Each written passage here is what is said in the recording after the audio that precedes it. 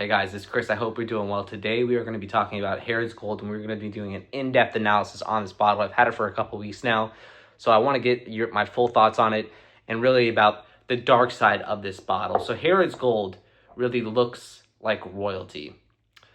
You have the heavy shield, the deep gold finish, the boutique exclusivity. But here's the uncomfortable question when it comes to this product. Is it luxury or is it really engineered perception? If you're spending 4 figures on Harrods Gold by Boadicea the Victorious, you deserve more than that service level hype. And today we're breaking down the dark side of Harrods Gold, the price psychology, the exclusivity mechanics, the resale rarity, and the expectation gaps. And then I'll tell you why I still believe it's still worth it. Let's start with the appeal because this is very important. Harrods isn't just a retailer, it's a luxury institution. And when Boadicea aligns itself with Harrods, it taps into British heritage, cultural prestige, controlled distribution, and high net worth clientele positioning. You're not buying just a fragrance. You're buying association, and association drives perceived value. But the problem with that is that perceived value and intrinsic value are not the same thing. So here's the uncomfortable truth that comes with Harrods Gold. Exclusivity can be real or it can be structured. Harrods Gold feels rare because it's boutique linked. It carries premium pricing. It's not everywhere. But I want you to ask yourself something. Is production actually limited or is access simply controlled? Luxury brands understand scarcity psychology better than anyone. The high price plus the selective availability equals the perceived rarity.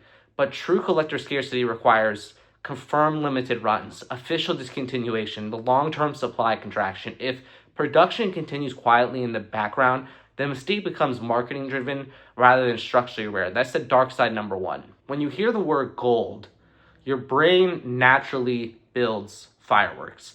You expect really this massive projection, this unforgettable trail, the dominant presence, and the instant recognition. But Harrods Gold is restrained. It's polished, balanced, and controlled. And restraint can be misinterpreted as underperformance, especially at this price point. This is where expectation becomes dangerous. If you walk in expecting spectacle, you might feel underwhelmed.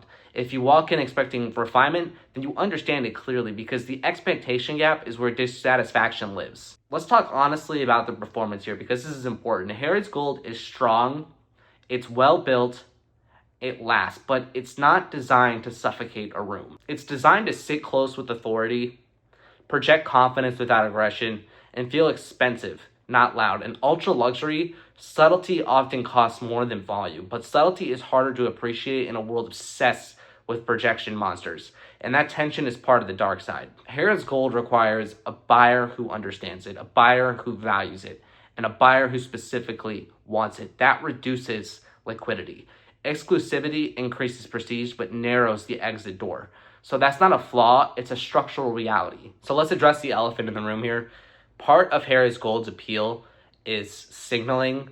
Owning it says, I shop at the highest tier, but signaling can distort motivation. If you're buying it for social leverage, collection flex, brand name gravity, you may later realize you bought the story more than the scent, and story-driven purchases fade faster than scent-driven ones.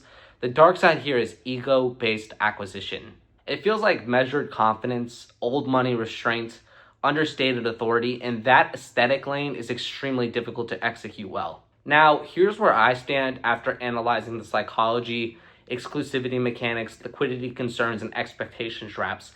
I still believe Harrods Gold is worth the price, and here's why. First is the positioning.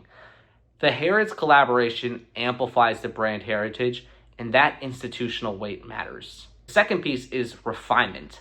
Harrods Gold knows exactly what it is. It doesn't chase trends. It doesn't try to dominate. It's composed, and composition costs money. Third is the tactile experience. We're talking about the shield here, the density, the bottle weight. It feels substantial. Luxury is physical as much as olfactory. Fourth is the brand stability.